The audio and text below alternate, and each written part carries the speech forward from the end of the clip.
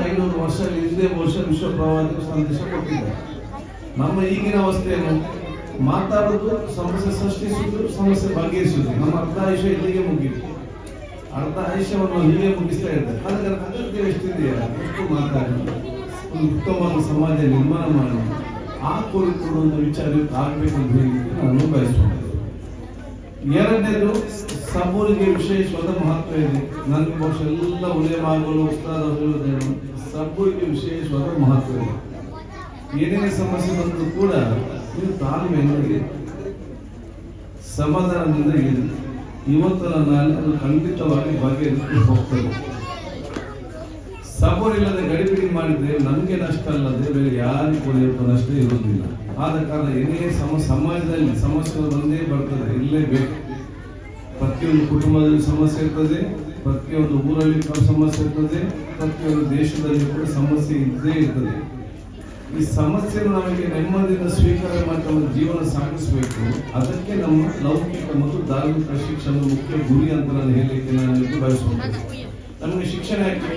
ಧಾರ್ಮಿಕ ಮತ್ತು ಲೌಕಿಕ ಶಿಕ್ಷಣ ನಮ್ಮ ಜೀವನದಲ್ಲಿ ಬರೋದನ್ನ ಸಮಸ್ಯೆಯನ್ನು ಕರೆಕ್ಟ್ ಆಗಿ ಸ್ವೀಕರಿಸಿಕೊಂಡು ಸಮಾಧಾನದಿಂದಕೊಂಡು ಸಮಾಜ ವಾತಾವರಣ ನಿರ್ಮಾಣ ಮಾಡುವುದು ಶಿಕ್ಷಣ ಮುಖ್ಯ ಗುರಿ.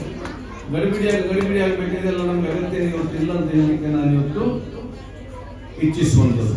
ಆದ ಕಾರಣ ತಾವೆಲ್ಲರೂ ಕೂಡ ಇವತ್ತು ಈ ರೀತಿಯ ಸಬೂರನ್ನು ಕಂಡು ಹೋಗ್ಬೇಕು. ಅದರ ಯುವಕರು ಬಹಳಷ್ಟರಲ್ಲಿ ತಮ್ಮ ವ್ಯಕ್ತಿತ್ವ ರೂಪಿಸಿಕೊಳ್ಬೇಕು.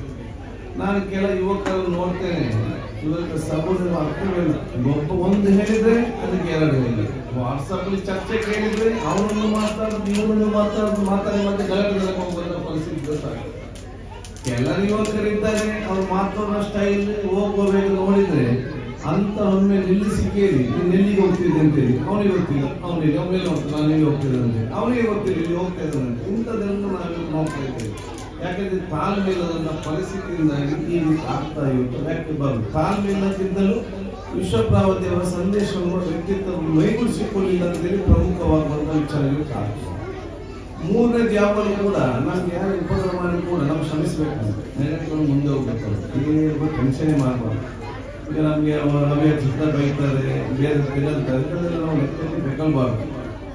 ನಾವು ಅದನ್ನು ಹರಿ ತೀರಿಸಲಿಕ್ಕೆ ಹೋಗಬಾರ್ದು. ಯಾಕಂತ ಹೇಳಿದ್ರೆ ನಾವು ಮನುಷ್ಯರು ಕೊಟ್ಟು ಎಷ್ಟು ಕೊಡ್ಬೋದು, ಅಲ್ಲಾಹು ತಾಲ ಕೊಡುವಾಗ ಸಹಿಸಲಿಕ್ಕೆ ಸಾಧ್ಯ ಇಲ್ಲ. ಆ ರೀತಿ ಕೊಡ್ತಾರೆ. ಅದು ಏನೇ ವಿಚಾರ ಬಂದರೂ ಕೂಡ ಅದನ್ನು ಅಲ್ಲಾಹು ತಾಲ ಮುಂದಿಟ್ಟು ಸತ್ಯ ಜಲ್ದಿಗೆ ಬೇಕು ಬರಲಿ ಅಂತ ಹೇಳಿ ನಾವು ನಮ್ಮಷ್ಟಕ್ಕೆ ನಿಮ್ಮ ಕೆಲಸವನ್ನು ಮುಂದುವರಿಸಿಕೊಂಡು ಹೋಗಿ ನಿಮ್ಮ ವ್ಯಕ್ತಿತ್ವವನ್ನು ರೂಪಿಸಿಕೊಂಡು ನೀವು ಸಮುದ್ರದ ಕೆಲಸ ಆಗಬೇಕು. ಈ ಎಲ್ಲ ವ್ಯಕ್ತಿತ್ವವನ್ನು ಬಲಿಷ್ಠವಾಗಿ ನಮ್ಮ ಜೀವನದಲ್ಲಿ ಮೈಗೂಡಿಸಿಕೊಂಡು ಬರಬೇಕು. ಅಷ್ಟು ಸುಲಭ ಇಲ್ಲ, ಬಹಳ ಕಷ್ಟ ಇದೆ. ನಾನು ಮಾತಾಡ್ತೇನೆ, ಕೆಲವೊಮ್ಮೆ ನಮ್ಮ ಕೂಡ ಹೆಚ್ಚು ಕಮ್ಮಿ ಹಾಗೆ ಆಗ್ತದೆ. ಆದಷ್ಟು ಅದನ್ನು ಮೈಗೂಡಿಸಿಕೊಂಡು ಬರುವಂತ ವ್ಯಕ್ತಿತ್ವ ನಮ್ಮ ಮಕ್ಕಳಿಗೆ ಇವತ್ತು ಬರಬೇಕು.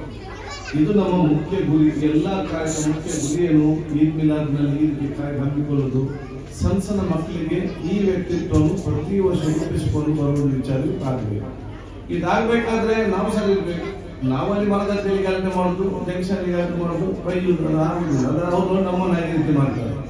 ಆದ ಕಾರಣ ನಾವು ಕರೆಕ್ಟ್ ಇದ್ದಾಗ ನಮ್ಮನ್ನು ನೋಡಿ ಅವರು ಕಲಿತಾರೆ. ಅದು ನಮ್ಮ ಇವತ್ತು ದೊಡ್ಡ ಮಟ್ಟದ ವ್ಯಕ್ತಿತ್ವ, ಎಲ್ಲ ಯುವಜನರ ವ್ಯಕ್ತಿತ್ವ ಆಗ್ಬೇಕಂತ ನಾನು ಹೇಳಲಿಕ್ಕೆ ನಾನು ನಿಂತು ಬಯಸ್ತೇನೆ. ಅದುವೇ ನಮ್ಮ ಸಮುದಾಯವನ್ನು ಅತ್ಯಂತ ಬಲಿಷ್ಠವಾಗಿ ಮಾಡಲಿಕ್ಕೆ ಇರುವಂಥ ಪ್ರಮುಖವಾದ ಅಸ್ತ್ರ.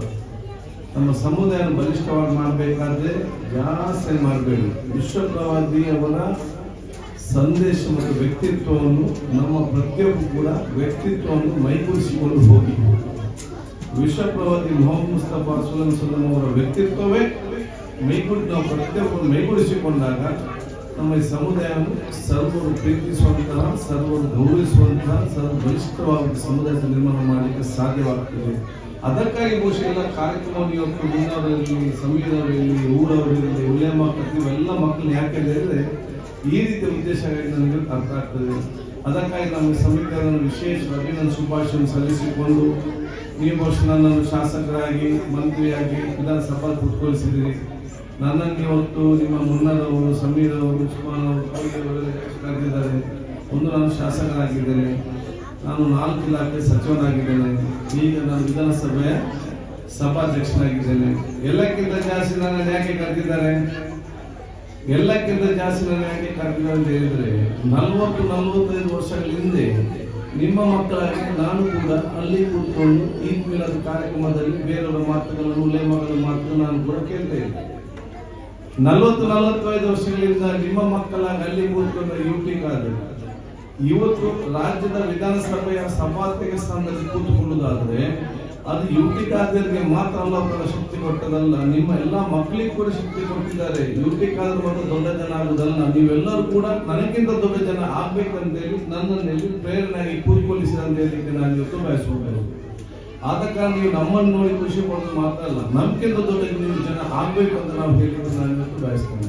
ಅದು ನಿಮ್ಮ ದೊಡ್ಡ ಮಟ್ಟದ ಒಂದು ವ್ಯಕ್ತಿತ್ವ ಒಂದು ಶ್ರಮಕ್ಕೆ ಆಗಬೇಕು, ನಿಮ್ಮ ಮಕ್ಕಳು ಆ ದೊಡ್ಡ ಸ್ಥಾನಕ್ಕೆ ಹೋಗುವಂತ ಅವಕಾಶ ಆಗಬೇಕು ಅಂತ ನಾನು ಹೇಳಿ ಇಚ್ಛಿಸಿ, ಎಲ್ಲರಿಗೂ ಕೂಡ ಎರಡು ಧಾರ್ಮಿಕ ಮತ್ತು ಲೌಕಿಕ ಶಿಕ್ಷಣ ಎರಡನ್ನೂ ಕೂಡ ಹುಡುಗಿಯರಲ್ಲಿ ಶಿಕ್ಷಣವೇ ನಮ್ಮ ಕುಟುಂಬ ಮತ್ತು ಸಮುದಾಯ ಮೇಲೆ ತಗೊಂಡು ಹೋಗುತ್ತದೆ ಹೇಳಲಿಕ್ಕೆ ನಾನು ಇವತ್ತು ಬಯಸ್ತೇನೆ.